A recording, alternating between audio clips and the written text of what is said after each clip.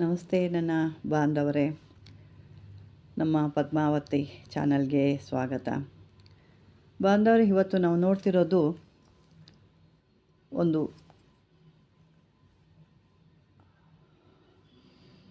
ಪುರುಷ ವಶೀಕರಣ ಯಂತ್ರ ಅಂತಂದ್ಬಿಟ್ಟು. ಇದನ್ನು ಪುರುಷ ವಶೀಕರಣ ಅಂತಂದರೆ ಹೆಂಡತಿ ಗಂಡನಿಗೆ ಮಾಡ್ಕೊಳ್ಳೋ ಅಂಥದ್ದು. ಬೇರೆ ಅದೆಲ್ಲ ಮಾಡಿಕೊಂಡ್ರೆ ಅದು ನಿಮಗೆ ತೊಂದರೆಗಳು ತಪ್ಪಿದ್ದಲ್ಲ, ಮತ್ತು ಅದು ಕೆಲಸ ಕೂಡ ಆಗಲ್ಲ. ಹಾಗಾಗಿ ಇದನ್ನು ನಾವು, ಯಾಕೆ ಸಾಕಷ್ಟು ಹೇಳ್ತಾ ಇರ್ತೀರ ಹೆಣ್ಮಕ್ಳು, ಅವ್ರು ಕೇಳಿದ್ರೆ ನಮಗೆ ಬೇಜಾರಾಗುತ್ತೆ. ಕೆಲವೊಂದು ರೀತಿಯಲ್ಲಿ ಅವ್ರಿಗೆ ಹೇಳ್ಕೊಳಕ್ಕೂ ಆಗೋಲ್ಲ, ಇರೋಕ್ಕೂ ಆಗೋಲ್ಲ. ಆ ರೀತಿ ಒಂದು ಹಿಂಸೆ ಇರ್ತದೆ. ಕೆಲವೊಬ್ರು ಹೇಳ್ತಾರೆ, ಅಮ್ಮ ಬೇರೆಯವ್ರಿಗೆ ಹೇಳಲಿಕ್ಕಾಗಲ್ಲ ನಾವು, ಆದರೆ ನಿಮ್ಮ ಹತ್ರ ಆದರೆ ನಾವು ಒಂದು ರೀತಿ ತಾಯಿ ರೀತಿ ಹೇಳ್ಬೋದು, ಅದು ತಾಯಿ ಕೂಡ ಹೇಳೋಕ್ಕಾಗಲ್ಲ, ಅವರು ಕೊರಗ್ತಾರೆ. ಹಂಗಾಗಿ ನಾನು ಅಲ್ಲಿಗೂ ಹೇಳ್ಕೊಳಕ್ಕಾಗದೆ, ಸ್ವಂತದವ್ರಿಗೂ ಹೇಳ್ಕೊಳಕ್ಕಾಗದೆ ಒದ್ದಾಡ್ತಾ ಇದ್ದೀನಿ. ಏನೋ ನಿಮ್ಮ ಒಂದು ಕಡೆ ಹೇಳ್ಕೊಬೇಕು, ನಮ್ಮ ಕಷ್ಟ ಪರಿಹಾರ ಮಾಡ್ತೀರಾ ಅಂತ ಹೇಳ್ತಾ ಇದ್ದೀನಿ ಅಂತ ಕೆಲವ್ರು ಹೇಳ್ತಾರೆ. ಅವರು ಗಂಡಂದಿರು ಅಡ್ಡದಾರಿ ಇಟ್ಕೊಳ್ಳೋದು, ಬೇರೆ ಬೇರೆ ಹೆಣ್ಣಿನ ಸಹವಾಸ ಮಾಡ್ಕೊಳ್ಳೋಗೋದು, ಕೆಲವೊಂದು ಭಾಳನೇ ಕೆಟ್ಟದೋಗಿ ಒಂದು ಮಾಡ್ತಾ ಇರ್ತಾರೆ. ಕೆಲವೊಂದು ಹೆಣ್ಮಕ್ಳಿಗೆ ಹೊರಗಡೆ ಬರಲಿಕ್ಕೂ ಆಗಲ್ಲ. ಅದನ್ನು ಯಾವ ರೀತಿ ಹೆಂಗೆ ಅಂತಲೂ ಇದು ಮಾಡಲಿಕ್ಕಾಗಲ್ಲ. ಕೆಲವ್ರಿಗೆ ಇದು ಯಾವ್ದಾದ್ರು ಗೊತ್ತಿದ್ದರೆ ಮಾತ್ರ, ಇವ್ರಿಗೆ ಇದ್ರ ಬಗ್ಗೆ ಏನಾದರೂ ಸ್ವಲ್ಪ ನಿಮಗೆ ಗೊತ್ತಿರೋದಿದ್ರೆ ಮಾತ್ರ ಮಾಡ್ಕೊಳ್ಳಿ. ಯಾಕೆ ಗೊತ್ತಿಲ್ಲದಿರೋರು ಯಾರೂ ಮಾಡ್ಕೊಳ್ಳಿಕ್ಕಾಗಲ್ಲ. ಇದನ್ನು ಸರಿಯಾದ ರೀತಿಲಿ ನೀವು ಮಾಡಿಕೊಂಡ್ರೆ ನಿಮಗೆ ಇದ್ರ ಒಂದು ಎಫೆಕ್ಟ್ ನಿಮಗೆ ಸಿಗುತ್ತೆ. ಬನ್ನಿ ಇವಾಗ ನಾವು ಯಾವ ರೀತಿ ಮಾಡ್ಕೊಳ್ಳೋಣ, ಯಾವತ್ತು ಮಾಡ್ಕೊಳ್ಳೋದು ಅಂತ ನೋಡೋಣ. ಇದನ್ನು ಶನಿವಾರ ಅಥವಾ ಭಾನುವಾರ ಇದನ್ನು ಸಂಜೆ ಮಾಡ್ಕೋಬೇಕಾಗುತ್ತೆ. ಬೆಳಗ್ಗೆ ಅಥವಾ ಸಂಜೆ. ಬೆಳಗ್ಗೆ ಸಾಧ್ಯ ಆಯಿತು ಅಂದರೆ ಸ್ನಾನ ಮಾಡಿ ಮಡಿ ಹುಟ್ಟು ಮಾಡಬೇಕು, ಇಲ್ಲ ಸಂಜೆ ಆದರೆ ಮಡಿ ಹುಟ್ಟು ಮತ್ತೆ ಅವಾಗ ಮಾಡ್ಕೋಬೇಕಾಗುತ್ತೆ. ಇದಕ್ಕೆ ಬೇಕಾಗುವಂಥ ವಸ್ತುಗಳು ಅಂದರೆ, ನಿಮಗೆ ಗ್ರಂಥಿಗಳಲ್ಲಿ ಕುಂಕುಮ ಹೂವು ಅಂತಂದರೆ ಸಿಗುತ್ತೆ. ಕುಂಕುಮ ಅಲ್ಲ, ಕುಂಕುಮದ ಹೂವು ಅಂತ ಹೇಳಿದ್ರೆ ಕೇಳ್ತಾರೆ, ಅದು ಸಿಗುತ್ತೆ. ಅದನ್ನು ಸ್ವಲ್ಪ ನೀರಲ್ಲಿ ನೆನೆ ಹಾಕಬೇಕು. ಅಂದರೆ ನಮಗೆ ಅದರಲ್ಲಿರೋ ಅಂಥ ರಸ ಬೇಕು ಅಷ್ಟೇ. ಆ ಹೂವು ಬೇಡ, ಹೂವಿನಲ್ಲಿರೋ ಅಂಥ ರಸ ಬೇಕು ಅಷ್ಟೇ. ಒಂದು ಸ್ವಲ್ಪ ನೆನೆ ಹಾಕಬೇಕು, ಒಂದು ಸ್ವಲ್ಪ ಹನಿ ಹಾಕಬೇಕಷ್ಟೇ. ಒಂದೇ 2 ಹನಿ ಹಾಕಿದಾಗ ರಸ ಅದು ಬಿಟ್ಕೊಳ್ಳುತ್ತೆ.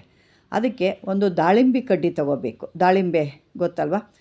ಆ ದಾಳಿಂಬೆ ಕಡ್ಡಿ ತೊಗೋಬೇಕು. ಆ ಕಡ್ಡಿಯಿಂದ ನೀವು ಒಂದು ಚೀಟಿಯಾದರೂ, ಇದು ಭೋಜಪತ್ರ ತೊಗೋಬೋದು, ಇಲ್ಲ ವೈಟ್ ಪೇಪರ್ ತೊಗೋಬೋದು, ಅಥವಾ ತಾಮ್ರದ ತಗಡನ್ನಾದರೂ ತೊಗೋಬೋದು. ನಿಮಗೆ ಒಂದು ಅನುಕೂಲ ಇರುತ್ತೆ, ಅದನ್ನು ನೀವು ತೊಗೋಬೋದು. ಅದನ್ನು ತೊಗೊಂಡು ಈ ಕುಂಕುಮದ ಒಂದು ಏನು ನೆನೆಸಿರ್ತೀರಲ್ವ, ಅದನ್ನು ಚೆನ್ನಾಗಿ ಕಸಗಿದಾಗ ಅದು ಒಂದು ರೀತಿ ಪೇಸ್ಟ್ ಥರ ಆಗುತ್ತೆ.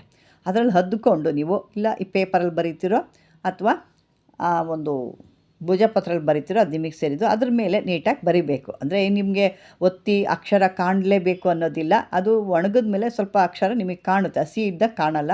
ಸ್ವಲ್ಪ ಅದು ಪೇಪರು ಅಥವಾ ಭುಜಪತ್ರ ಡ್ರೈ ಆದಾಗ ನಿಮಗೆ ಸ್ವಲ್ಪ ಅಕ್ಷರ ಕಾಣುತ್ತೆ. ಅದೇನು ಕಾಣಲೇಬೇಕು ಅನ್ನೋ ರೂಲ್ಸ್ ಏನಿಲ್ಲ ನಿಮಗೆ. ಅದು ಒಂದು ಬರೆಯೋದು ಏನಿದೆಯೋ ಬರಿಬೇಕಷ್ಟೇ. ಅದನ್ನು ಈ ಮನೆ ರೀತಿ ಒಂದು ಚೌಕಾಕಾರ ಹಾಕ್ಕೋಬೇಕು. ಅದರಲ್ಲಿ ಈ ರೀತಿ ಮನೆಗಳು ಹಾಕ್ಕೋಬೇಕು. ಆ ಮನೆಗಳಲ್ಲಿ ಸಂಖ್ಯೆಗಳನ್ನ ತುಂಬಬೇಕು. ಇಲ್ಲೇನು ಸಂಖ್ಯೆ ಕೊಟ್ಟಿದ್ದೀರಾ ನೋಡಿ, 58 36 7 4 1 30 62 61 87 52 88 1 9 8 78 85 ಈ ರೀತಿ ಬರುತ್ತೆ. ಇದನ್ನು ಸರಿಯಾಗಿ ನಾನು ಇಲ್ಲಿ ಫಾಸ್ಟಾಗಿ ಹೇಳ್ತಾ ಇದ್ದೀನಿ, ಲೆಂತ್ ಆಗುತ್ತೆ ಅಂತ. ನೀವು ಅಲ್ಲಿ ಕೊಟ್ಟಿರೋದನ್ನು ಸರಿಯಾಗಿ ನೋಡಿಕೊಂಡು ಮಾಡ್ಕೋಬೋದು. ಈಗ ಇದನ್ನು ಆ ಕಡ್ಡಿಲಿ, ಅದು ಹೇಳಿದ್ನಲ್ಲ, ದಾಳಿಂಬೆ ಕಡ್ಡಿಲಿ ನೀವು ಬರೆದುಬಿಟ್ಟು, ಆ ಪೇಪರ್ ಆಗ್ಬೋದು, ಭುಜಪತ್ರಲ್ಲಿ ಆಗ್ಬೋದು, ಅಂದರೆ ಯಾವುದೇ ರೀತಿ ಹರಿಬಾರ್ದು, ಆ ರೀತಿ ಒಂದು ಸ್ವಲ್ಪ ನೀಟಾಗಿ ಬರೀರಿ. ಅಂದರೆ ಏನು ಅಕ್ಷರ ಕಾಣಲೇಬೇಕು ಅನ್ನೋದೇನಿಲ್ಲ. ಅದು ಪೇಪರ್ ಒಣಗಿದ ಮೇಲೆ ನಿಮಗೆ ಡ್ರೈ ಆದಮೇಲೆ ಕಾಣಿಸುತ್ತೆ ಅದು ಅಕ್ಷರ, ನಿಮಗೆ ಅಷ್ಟಿದ್ರೆ ಸಾಕು.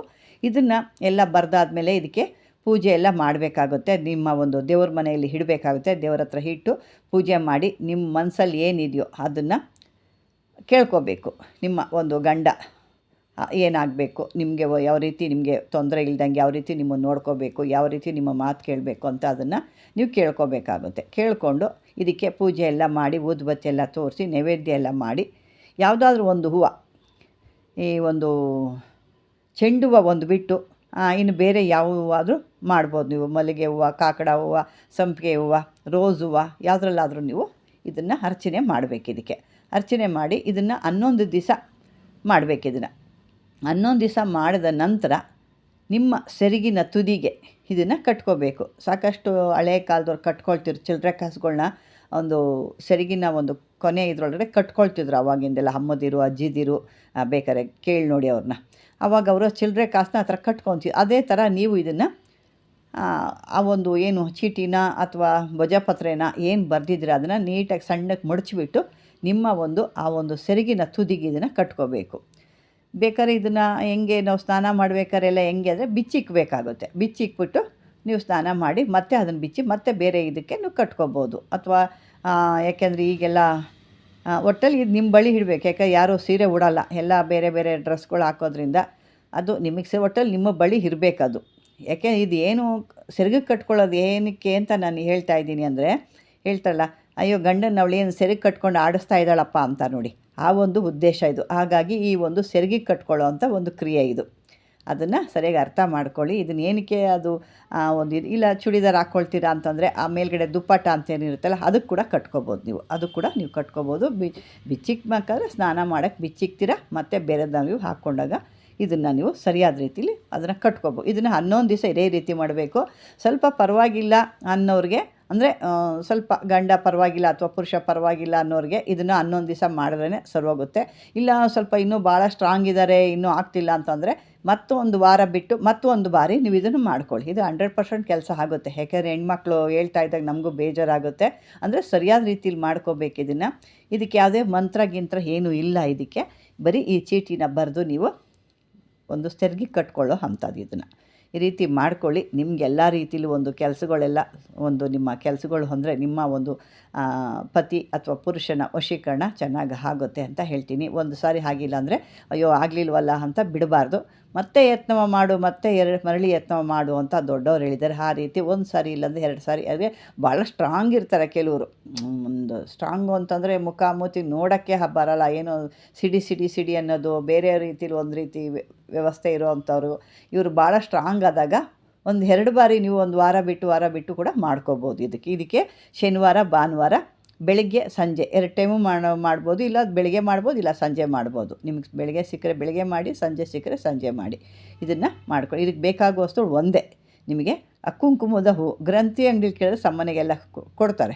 ಅದನ್ನು ಬರೆಯೋವಂಥ ಕಡ್ಡಿ ದಾಳಿಂಬೆ ಕಡ್ಡಿ. ನಾನು ಯಾಕೆ ಇದನ್ನು ಪದೇ ಹೇಳ್ತಾ ಇದ್ದೀನಿ ಅಂದರೆ, ಹೆಣ್ಮಕ್ಳಿಗೆ ನಿಮಗೂ ಸ್ವಲ್ಪ ಅರ್ಥ ಆಗಲ್ಲ. ಅದಕ್ಕಾಗಿ ಕೆಲವ್ರಿಗೆ ಅರ್ಥ ಆಗೋರು ಇರ್ತಾರೆ, ಕೆಲವ್ರು ಪಾಪ ನಿಧಾನವಾಗಿ ಅರ್ಥ ಮಾಡ್ಕೊಳ್ತಾರೆ, ಮತ್ತು ಅದ್ರ ಬಗ್ಗೆ ಕಾಮೆಂಟ್ಗಳು ಹಾಕ್ತಾ ಇರ್ತಾರೆ. ಹಾಗಾಗಿ ನಾನು ನಿಮ್ಗೆ ಇದನ್ನು ಬಿಡಿಸಿ ಹೇಳ್ತಾ ಇದ್ದೀನಿ. ಈ ರೀತಿ ಇರುತ್ತೆ. ಇದನ್ನು ಮಾಡಿಕೊಂಡು ಒಂದು ಸಾರಿ ಆಗಲಿಲ್ಲ ಅಂದರೆ 2-3 ಬಾರಿ ಇದನ್ನು ಪ್ರಯತ್ನ ಪಡಿ ಅಂತ ಹೇಳ್ತಾ, ಈ ಒಂದು ವಿಡಿಯೋ ನಿಮ್ಗೆ ಇಷ್ಟವಾದರೆ ಲೈಕ್ ಮಾಡಿ, ಶೇರ್ ಮಾಡಿ, ಆದಷ್ಟು ಕಾಮೆಂಟ್ ಮಾಡಿ ಅಂತ ಹೇಳ್ತೀನಿ. ಇದುವರೆಗೂ ನನ್ನ ಒಂದು ವಿಡಿಯೋ ನೋಡಿದ್ದಕ್ಕೆ ಧನ್ಯವಾದಗಳು ನನ್ನ ಪ್ರಿಯ ಬಾಂಧವರೇ.